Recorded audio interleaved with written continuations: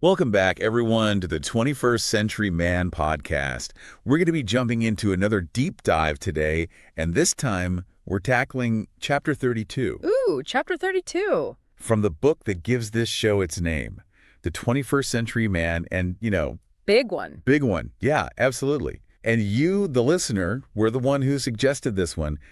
It's all about kicking sugar, which, let's be honest, Oh, yeah. it's something we all struggle with in the modern world, right? It's a challenge. We're surrounded by sugar everywhere, temptations at every corner, it feels like. It really does. And, the chapter starts off strong, doesn't pull any punches right out of the gate. It quotes Karen Salmonson, who says, "Sugar is the sociopath of foods. It acts sweet, but it's really poison." Such a powerful quote, and it really kind of sets the tone, right? Yay. For this critical look at how much sugar we're all consuming. Absolutely. Now, you probably already know that too much sugar isn't exactly, a health food. But this chapter really lays out some stark figures about just how much the average person is actually consuming. Oh, it's crazy. So get this, the average American adult consumes about 17 teaspoons of added sugar every day.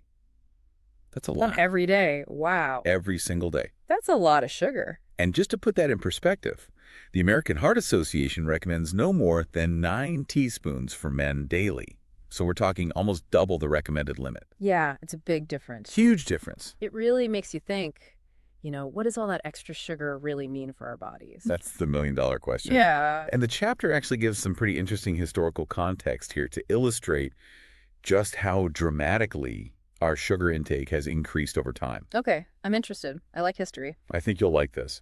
200 years ago, get this, the annual sugar intake was a measly 2 pounds per person. 2 pounds per year? That's like nothing. Pretty much nothing. Now, fast forward to 1970, that number skyrockets to 123 pounds. Wow, that's a huge jump. It's a massive jump. And today, we're looking at a staggering 152 pounds of sugar per person every year. Okay, so that's like, what, 6 cups of sugar a week? Every week? That's exactly right. 6 cups of sugar every week. That's mind-boggling. I mean, our bodies simply haven't evolved to handle that kind of constant sugar bombardment, right? That's the thing. We are not built for this. Right. Now, the 21st Century Man is pretty quick to clarify a really important point. We're not talking about naturally occurring sugars here. The ones you find in whole foods like vegetables, fruits, and whole grains. Those complex carbohydrates that come packaged with all the good stuff, the fiber and the nutrients. Right. Those are good for you. Those are good for you. It's not about demonizing all sugar. Okay, so what is the book focused on then? What's the real villain here? So the book really emphasizes that the main culprit is overconsumption of added sugars. Okay, added sugars. So that's the stuff that's like intentionally put into our food. Exactly. It's the sugar that's added during processing or preparation. Yeah. And we all know about the obvious culprits, right? Sodas, candy, baked goods, desserts. Right, the sweet stuff. But here's the thing. These added sugars are lurking in so many places that you might not expect. They're in foods that appear healthier and even in savory foods. Really? I wouldn't think sugar would be in savory foods. It's a little sneaky. It's almost like you have to become a food detective. Yeah, you really have to read labels carefully. Absolutely. And these added sugars, the chapter calls them empty calories. Mm-hmm. And it's such a fitting description because you're getting that sweetness, maybe a temporary burst of energy. Yeah, that quick hit. But you're not getting any real nutritional value along with it. So your body might feel satisfied for a moment, but it's still craving those essential vitamins and minerals that it really needs to thrive. So it's like fooling your body in a way. You feel full, but you're not actually getting what you need. Exactly. You're not giving it the good stuff.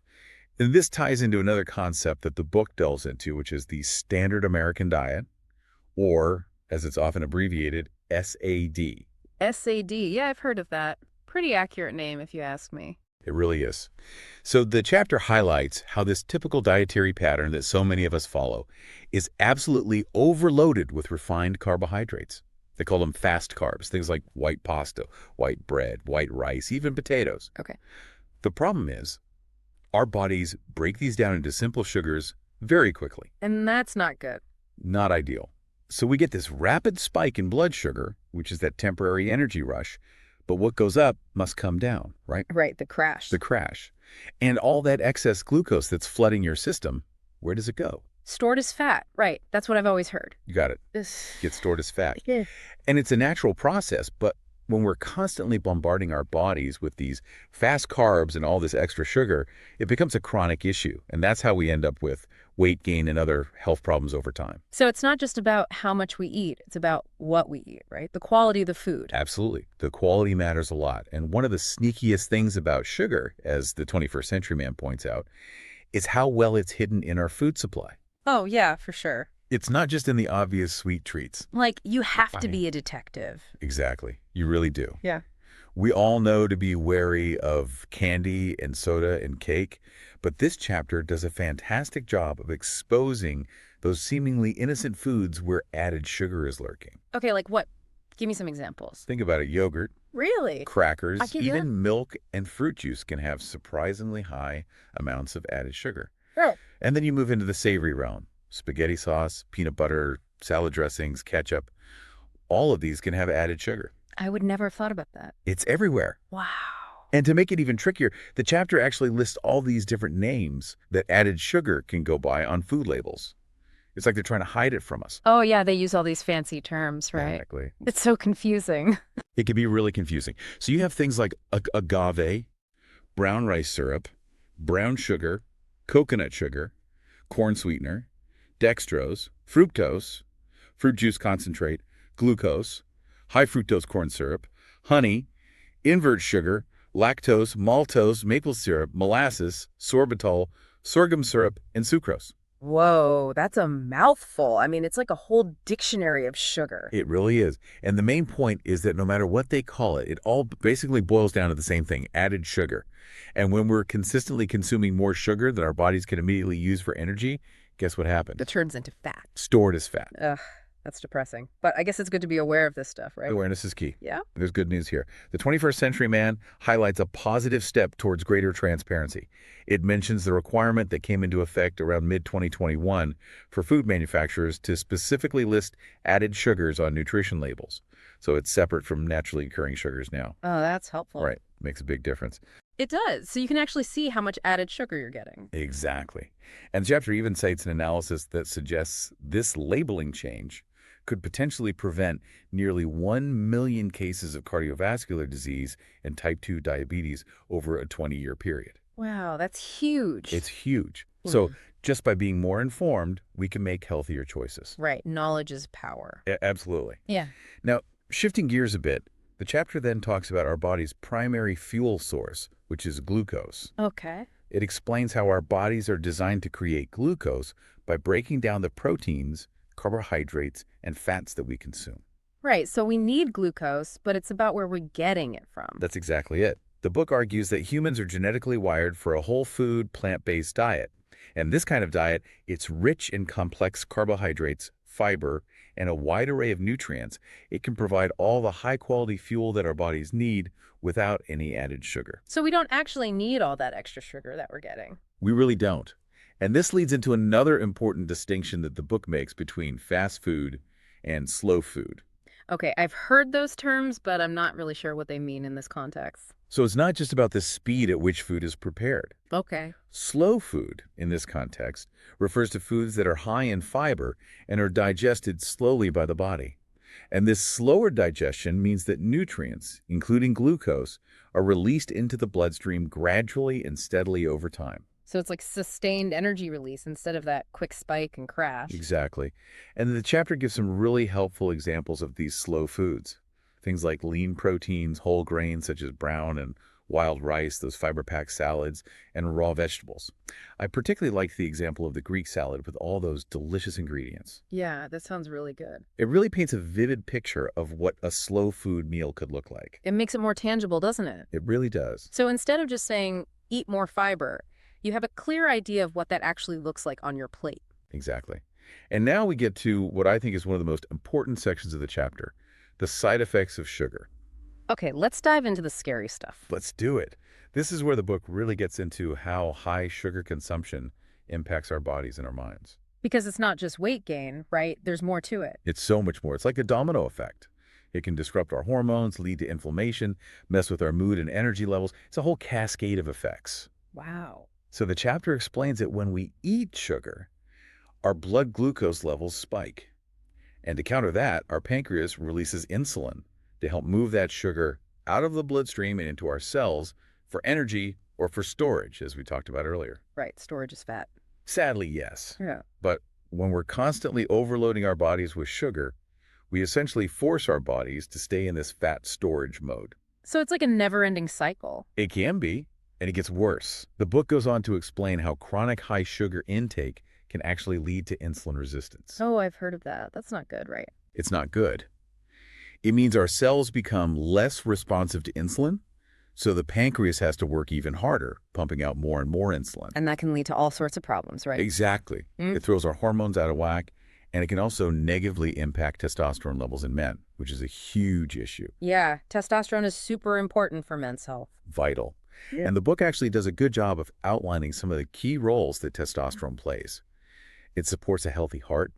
It's essential for building and maintaining muscle mass and strength, keeps our bones strong, helps with memory and focus, fuels our libido, and even influences our mood. Wow, that's a lot of important stuff. It really is.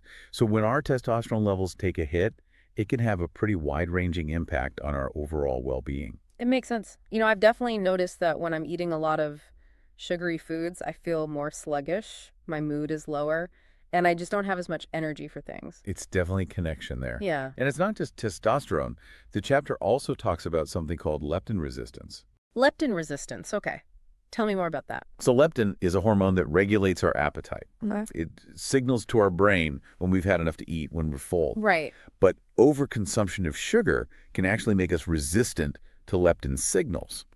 So our fat cells keep producing leptin, but our brain stops recognizing those I'm full messages. So we keep eating even when we're not actually hungry. Exactly.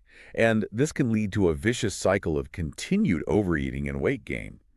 And as if that wasn't enough, leptin resistance can also contribute to lower testosterone production, which can further reduce our sex drive. Man, sugar is like a double whammy. It makes us fat and kills our libido. It really can be a double-edged sword, and the hits keep coming, right? Yeah. The book also highlights that too much sugar can hinder the production of human growth hormone, or HGH. HGH, yeah, I've heard of that. It's the anti-aging hormone, right? That's the one. And the increased insulin levels that result from high sugar intake can actually suppress HGH production. And this can contribute to issues like sexual dysfunction and just make us feel older than we are. So sugar ages us faster. It definitely doesn't help. And then, of course, there's the fatigue. That's another major side effect that the 21st century man talks about. Yeah. You might get that initial burst of energy from a sugary snack. Right, the sugar rush. The sugar rush. But it's inevitably followed by that energy crash. And when you combine that with the hormonal imbalances we just discussed, it can lead to frequent feelings of fatigue, low energy, and it really impacts our performance throughout the day. It's like sugar gives us a quick high and then leaves us feeling worse than before. Exactly. It's not sustainable energy. Right.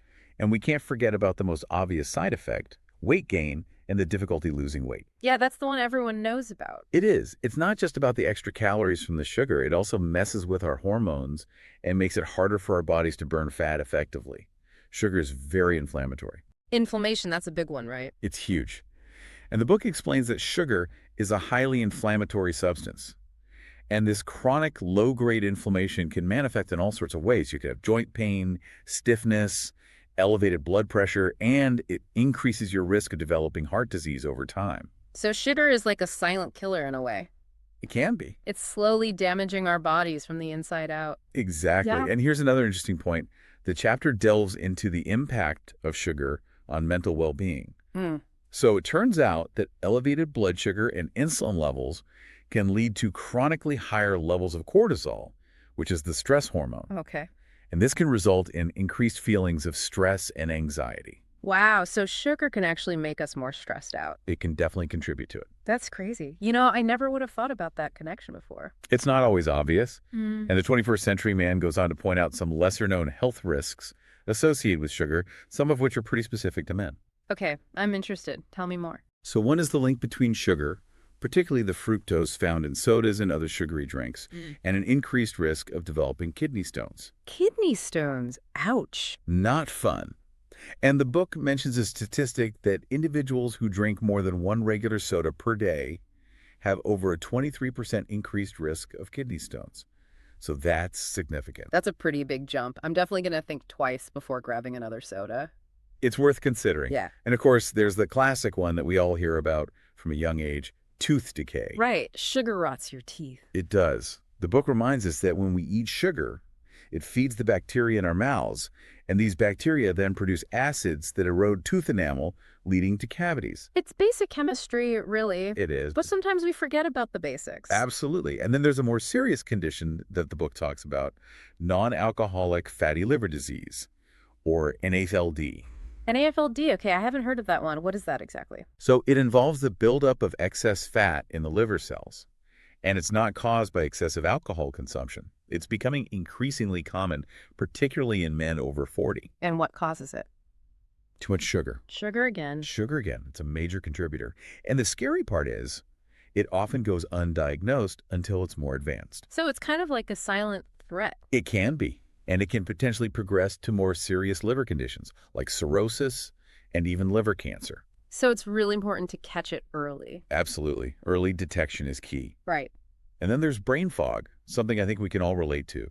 The chapter explains how sugar can actually disrupt the balance of neurotransmitters in the brain, which can negatively impact our ability to focus, our memory, our mood, and can even make us feel drowsy. Yeah, brain fog is the worst. It's like you can't think straight.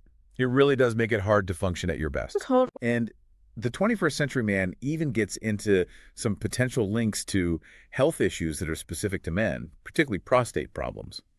It raises the possibility of connection between high blood sugar and prostate inflammation, which could increase the risk of an enlarged prostate and even prostate cancer. Okay, that's definitely something men need to be aware of. It is. And then there's the whole concept of sugar addiction, which the chapter goes into in some detail.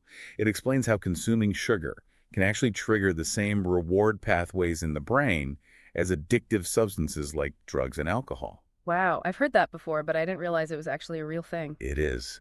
And it can be really challenging to overcome.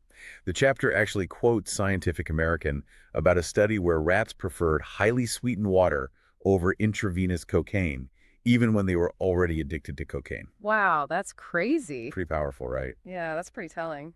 And the 21st century man suggests that for those with a history of binge eating or difficulty setting healthy boundaries around food, they might actually be dealing with a true sugar addiction. And for these individuals, the book recommends considering complete avoidance of sugar, just like quitting smoking or alcohol. That's a pretty bold statement. It is, but sometimes that's what it takes to break free. And of course, there's the alternative that many people turn to when trying to cut back on sugar, which is artificial sweeteners. Oh yeah, artificial sweeteners, they're everywhere. They really are. We're talking about saccharin, aspartame, sucralose, all those zero-calorie sweeteners that you find in diet sodas and sugar-free products. They seem like a good idea at first, right? You can still have that sweet taste without the calories. Exactly. But the 21st century man points out that decades of research have actually linked artificial sweeteners to their own set of health problems. So they might not be the harmless alternative that we once thought. Really? What kind of problems? So one issue is the sheer intensity of their sweetness.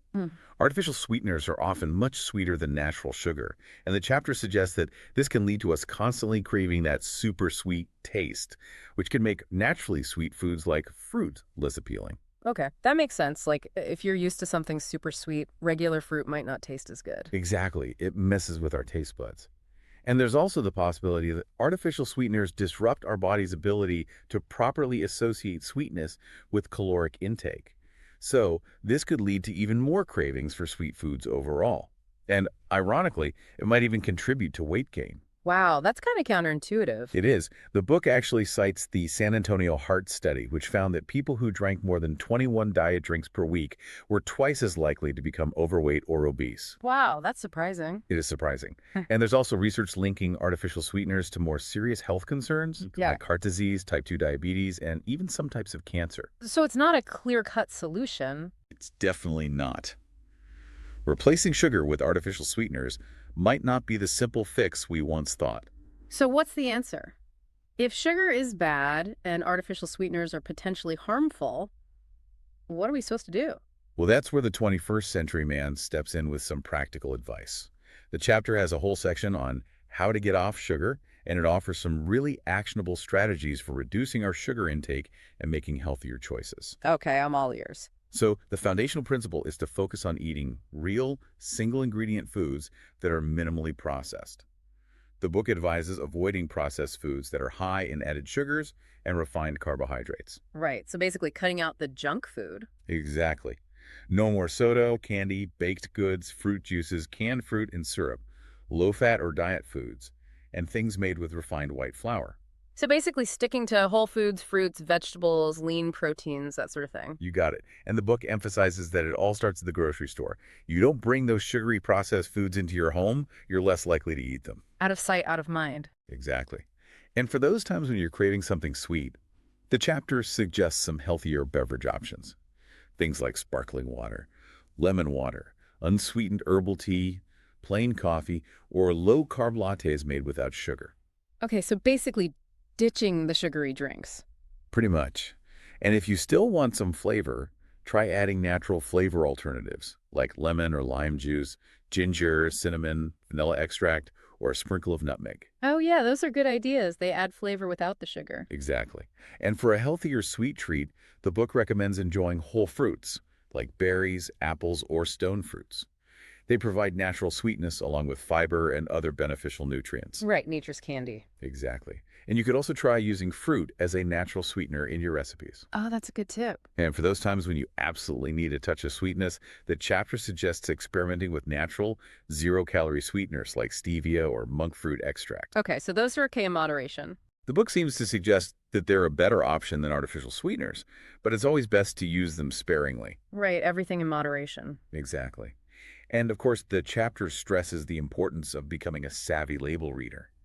You really need to pay attention to the nutrition labels and look for added sugar in all its different forms. Yeah, because sometimes it can be hidden in unexpected places. It really can. And finally, the chapter reminds us that it's okay to ask for help if we're struggling to make these changes on our own. Working with a registered dietitian or joining a support group can provide valuable guidance and encouragement. Yeah, sometimes it's easier to make changes when you have support. Absolutely. And the chapter concludes by highlighting all the positive benefits that men can experience by reducing their sugar intake. It's not just about avoiding potential health problems, it's about feeling better overall. You can have lower body fat, less joint pain, improved physical appearance, increased energy, greater confidence, and even a better sex life. Wow, so kicking sugar can really improve our lives in so many ways. It really can. It's about making a commitment to our health and well-being. And the book even provides a website, www.vitallandwell.com, for more information on this topic. Great, I'll definitely check that out. So that wraps up our deep dive into Chapter 32 of The 21st Century Man, all about kicking sugar. We hope this exploration has been informative and given you some practical takeaways to apply in your own life. Yeah, it's been really eye-opening. I learned a lot about sugar that I didn't know before. Me too. And as always, we encourage you to pick up a copy of the book and read the full chapter yourself to get the complete picture. And be sure to join us next time for another deep dive. That's right. We'll be tackling Chapter 33, Weight Loss Strategies, which ties in perfectly with what we discussed today. Can't wait. See you then. See you then.